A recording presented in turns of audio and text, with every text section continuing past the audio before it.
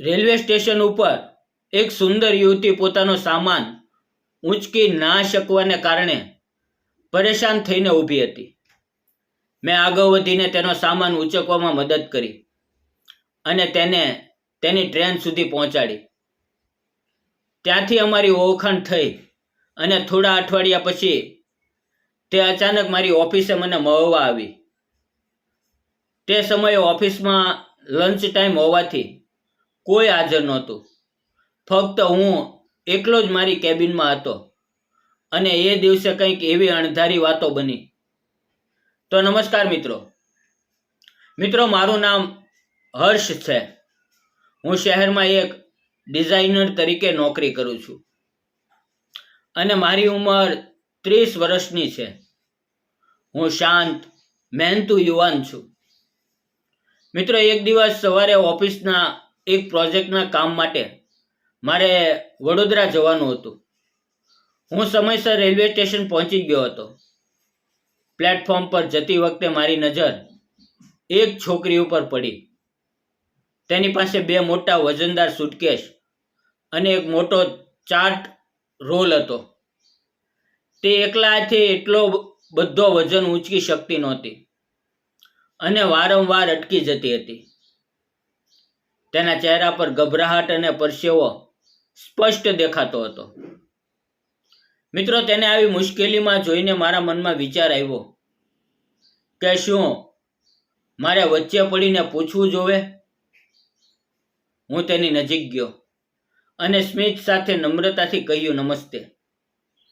જો તમને વાંધો ન હોય તો હું તમારો એક સુટકેસ પ્લેટફોર્મ સુધી પહોંચાડી દઉં.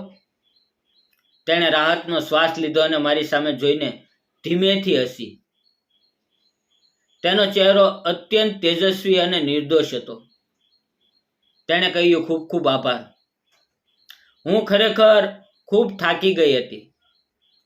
મારે ટ્રેન આવવામાં ફક્ત 10 જ મિનિટ બાકી છે. મેં તેની ભારે સુટકેસ ઉપાડી લીધી અને અમે બંને પ્લેટફોર્મ તરફ ચાલવા લાગ્યા. રસ્તામાં ચાલતા ચાલતા તેણે જણાવ્યું કે તેનું નામ અંજલિ છે અને તે એક ગ્રાફિક ડિઝાઇનર છે અને એક ઇન્ટરવ્યૂ માટે બીજા શહેરમાં જઈ રહી છે.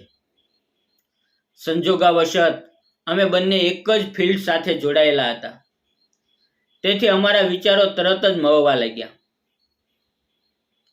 ટ્રેન આવી એટલે મેં તેનો સામાન અંદર સીટ પાસે વ્યવસ્થિત મૂકી આપ્યો. તેણે પોતાની બેગમાંથી એક વિઝિટિંગ કાર્ડ કાઢીને મારા હાથમાં મૂકતા કહ્યું, તમારી આ સમયસરની મદદ હું ક્યારેય નહીં ભૂલું. આ મારું કાર્ડ છે. જો ક્યારેય કોઈ કામ પડે તો જરૂર જણાવજો. મેં પણ મારું કાર્ડ તેને આપ્યું અને કહ્યું, મારું નામ હર્ષ છે. તે દિવસ પછી હું મારા કામમાં વ્યસ્ત થઈ ગયો, પણ અંજલિની એ ચમકતી આંખો અને મીઠો અવાજ મારા દિલમાં વસી ગયા હતા.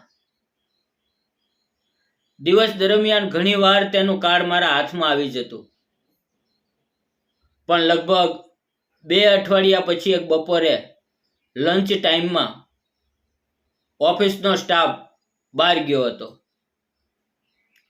અને હું મારી ઓફિસમાં કેબિનમાં બેસીને એકલો ડ્રોઈંગ બનાવી રહ્યો હતો. અચાનક દરવાજો ખખડ્યો અને મેં સામે જોયું તો અંજલિ હાથમાં 2 કોફીના કપ લઈને ઊભી હતી. મને જોઈને તે હવેથી બોલી, હાય, શું હું અંદર આવી શકું?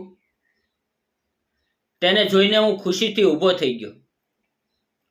તેણે કોફીનો કપ મારા ટેબલ પર મૂકતા કહ્યું, મને આ શહેરમાં એક સારી ઓફિસમાં જોબ મળી ગઈ છે અને આ ખુશીમાં સૌથી પહેલાં મારે તમને આભાર કહેવા આવી છું. અમે બંને કોફી પીતા પીતા વાતો કરવા લાગ્યા. વાતો દરમિયાન મેં પૂછ્યું, તમારા પરિવારમાં કોણ કોણ છે? આ સવાલ સાંભળીને તેનો ચહેરો થોડો ગંભીર થઈ ગયો. તેણે ધીમા સ્વરે કહ્યું, હું એકલી જ છું. જ્યારે હું કોલેજમાં હતી ત્યારે જ એક બીમારીમાં મારા પિતાજી ગુજરી ગયા અને માતાનું અવસાન તો નાનપણમાં જ થઈ ગયું હતું. ત્યારથી મેં મારી જાતને એકલા હાથે જ સંભાળી છે. તેનો સંઘર્ષ સાંભળીને મારા મનમાં તેના પ્રત્યે આદર અને લાગણી બંને વધી ગયા. મેં કહ્યું, તમે ખરેખર બહુ હિંમતવાન છો. અંજલિ પછી તેણે પૂછ્યું, અને તમારો પરિવાર? મેં કહ્યું, મારા ઘરે મારા માતા પિતા છે. તેઓ હવે મારા માટે કોઈ સારી જીવનસાથી શોધી રહ્યા છે. મારી વાત સાંભળીને અંજલિ શરમાઈ ગઈ અને તેણે નીચું જોઈ લીધું.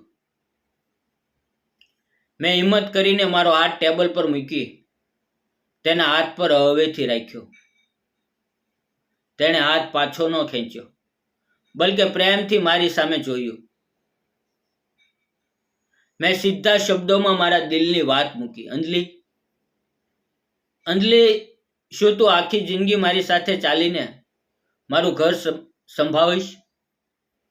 હું તને હંમેશા ખુશ રાખીશ. અંજલિની આંખોમાં હર્ષના આંસુ આવી ગયા અને તેણે માથું હલાવીને સ્વીકૃતિ આપી. થોડા દિવસો પછી મેં મારા માતા પિતાને અંજલિ વિશે બધું જ જણાવ્યું. મારા પરિવારે તેની સાદગી, મહેનત અને સંસ્કારો જોઈને ખૂબ જ રાજીપો વ્યક્ત કર્યો. થોડા સમયમાં અમારા લગ્ન ખૂબ જ આનંદ અને ઉત્સાહ સાથે સંપન્ન થયા.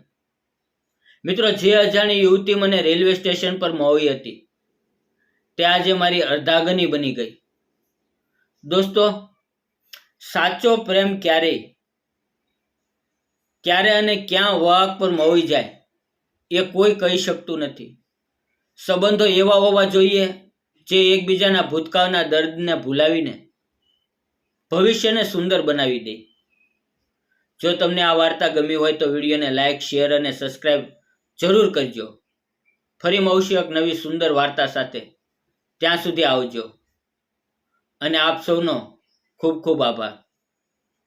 ફરી મળીએ મિત્રો આવતીકાલે. ત્યાં સુધી આવજો. જય હિન્દ મિત્રો.